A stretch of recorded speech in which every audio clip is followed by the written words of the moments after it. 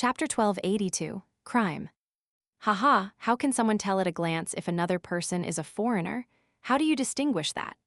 Roy forcefully composed himself and pretended to be discussing the yellow paper's contents with his companions. He used the hidden meaning in his words to console Phil and Pasha so that they didn't need to panic.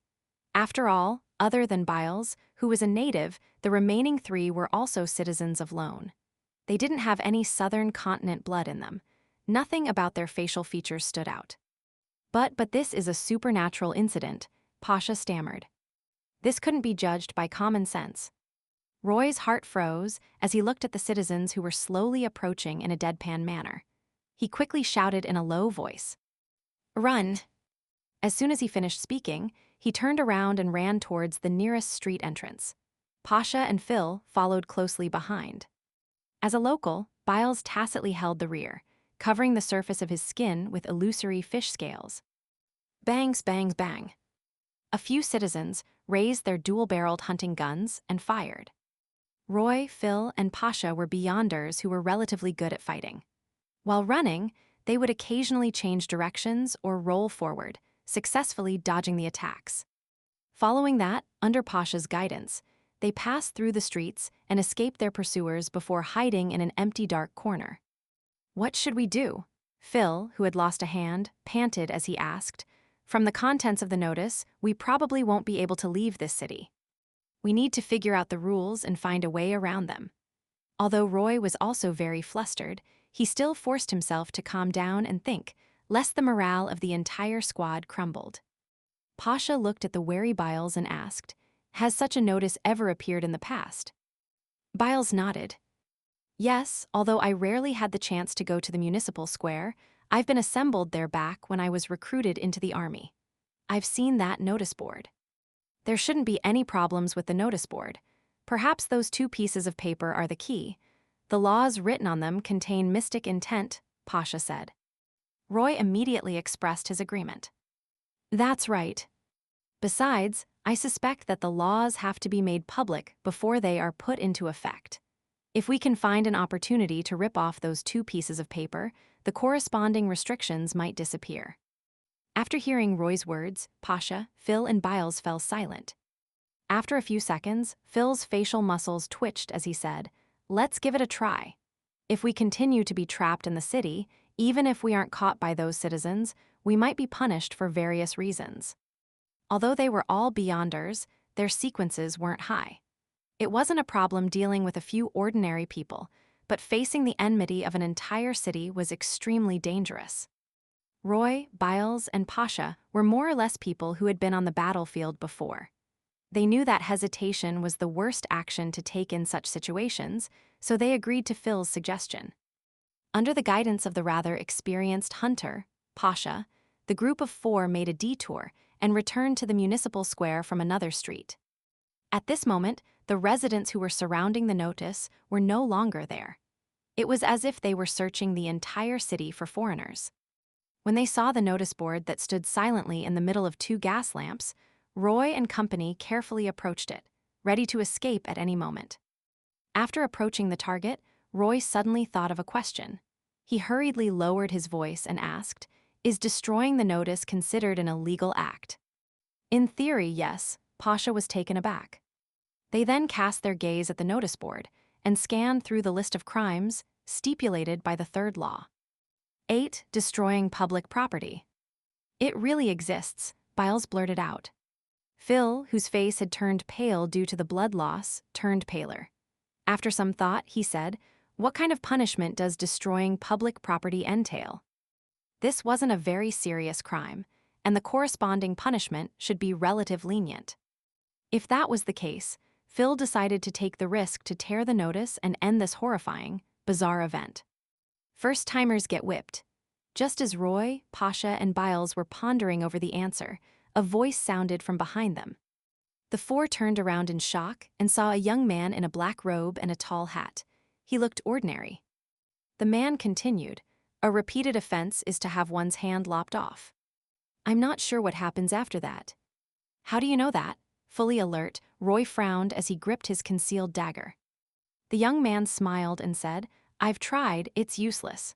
the notice gets restored very quickly. So you've been whipped? Pasha asked in enlightenment. Yes, the young man nodded with a relaxed expression. However, because I also committed fraud, I was later punished with having my hand lopped off. Fraud? Biles asked, puzzled.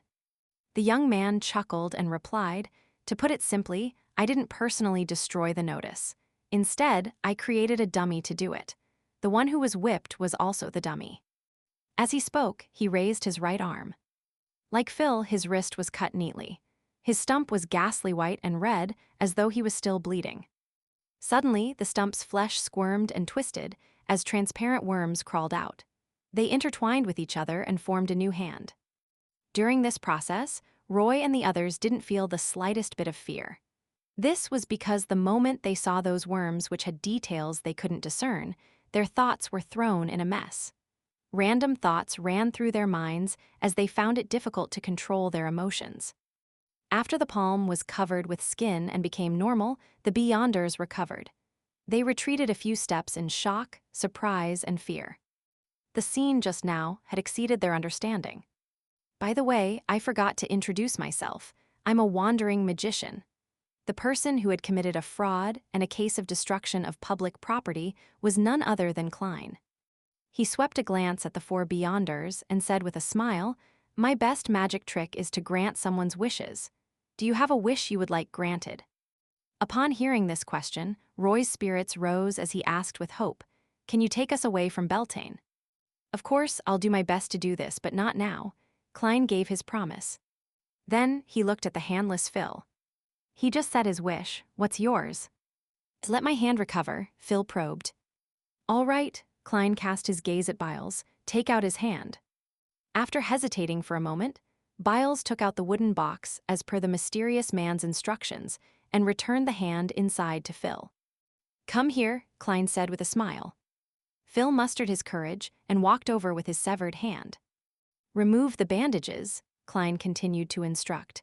"Place the severed arm in its original spot.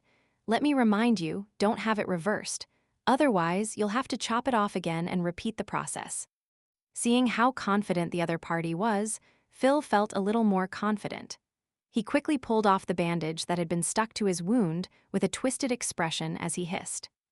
After placing his severed hand at the stump, Klein took out a piece of white paper and approached. Then he reached out to wipe the wound. Silently, the piece of paper split into two, while Phil felt the pain disappear. He quickly looked down and saw that his left wrist was perfectly intact. He couldn't even tell that he had been hurt before. Phil subconsciously moved his fingers and realized that he didn't lose any of his motor skills at all. "Your wish has been granted."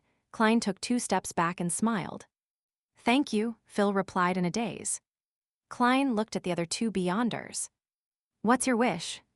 Upon seeing that Phil's wish had really been fulfilled, Biles immediately stepped forward and said, "I want to know where my family is." Klein flicked his left arm and took out a silver mirror with ancient patterns. He lowered his head and said with a smile, "What is the answer to that question?" The surface of the mirror shimmered with aqueous light as silver words appeared one after another. "Beltane Glorin Cemetery." Upon seeing this, Biles, who had his neck craned, felt his heart sink as he couldn't help but feel a strong sense of sorrow and disappointment. In the next second, new silver words appeared from the aqueous light. "His gravekeeper's hut." This means that. Biles felt his sorrow turn to happiness as he sincerely said, "Thank you." As soon as he finished speaking, he suddenly thought of 2 questions. How many people could live in the graveyard? How many gravekeepers could there be? His family members definitely numbered more than 2 or 3. Biles's expression oscillated between gloom and joy before he fell silent. As a result, he didn't see the question posed by the silver mirror. "Great master, did I answer kindly enough?" "Yes," Klein nodded indiscernibly as he cast his gaze at the remaining lady. Pasha thought for 2 seconds and said, "My wish is for you to protect us until we leave Beltane alive." She realized that Roy's wish was problematic because they might not necessarily leave Beltane alive. "Smart," Klein praised with a smile. "Your wish will be granted." "Then what price do we have to pay?" "I'm referring to the payment for watching your magic." Pasha hurriedly asked. Your wishes are the price, Klein replied briefly before asking thoughtfully. If you know certain things are fake, but if you are willing to subjectively use them, it shouldn't be considered fraud, right? When Roy and company heard this, they were puzzled. After pondering for a moment, they shook their heads and said, definitely not. This is actually a game between two parties. A voluntary action that has a clear understanding of the actions is definitely not a scam. There's no doubt about it. After hearing their answers, Klein smiled. Very good, this is what the average person will think. As he spoke, he grabbed a few times with his right hand, dragging out a woman in a simple robe with black long hair. It was the historical void projection of the Evernight Cloister's matron, Ariana. Klein looked around and saw nothing unusual. He smiled at the projection and said, Madam, what exactly happened? Ariana's eyes darted about slightly, turning deep and quiet instantly. It made one feel a sense of serenity from the bottom of their hearts. She calmly spoke. The chief shepherd of the Church of the God of Combat, Larian, escaped. I'm tracking him. Ariana paused and said, After I came to Beltane, I received new information. According to our intelligence, Larian took away a sealed artifact when he escaped. 002.